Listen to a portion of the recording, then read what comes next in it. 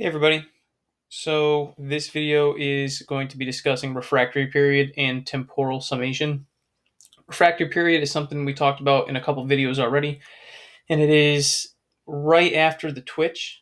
There is this brief period of time where the muscle needs to get back to the resting potential.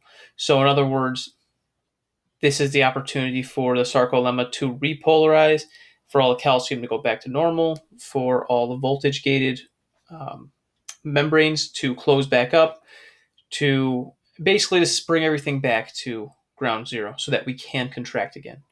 All right. So with that said, it's a natural thing that we've already discussed. And this refractory period is this brief time where no muscle contraction will occur. However, sometimes you may have a second muscle twitch that occurs before the muscle can fully relax. So, in other words, if we look at this myogram right here that we're going to make, we're going to see that the muscle twitch, again, it's a period of time where the muscle is going to twitch and go back to normal, right?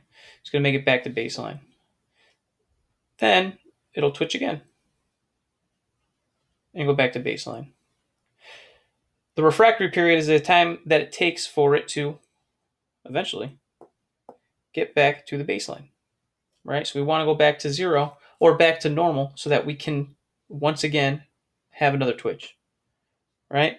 That said, temporal summation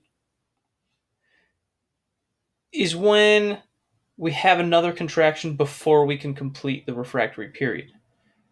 With that said, it'll look a little bit more like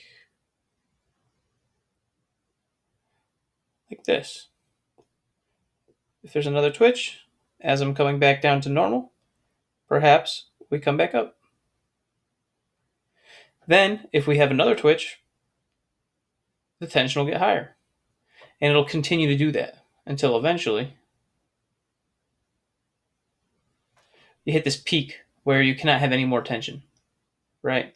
Or ideally, you go back down. I'll do it in blue. Ideally, what you want to have happen is eventually it'll go back down to normal.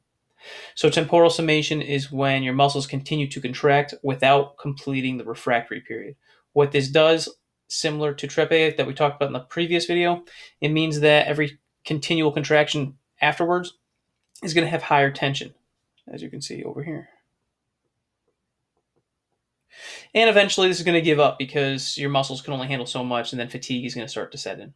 So that is a general breakdown of what refractory period is and temporal summation. If you have any questions on this, please let me know.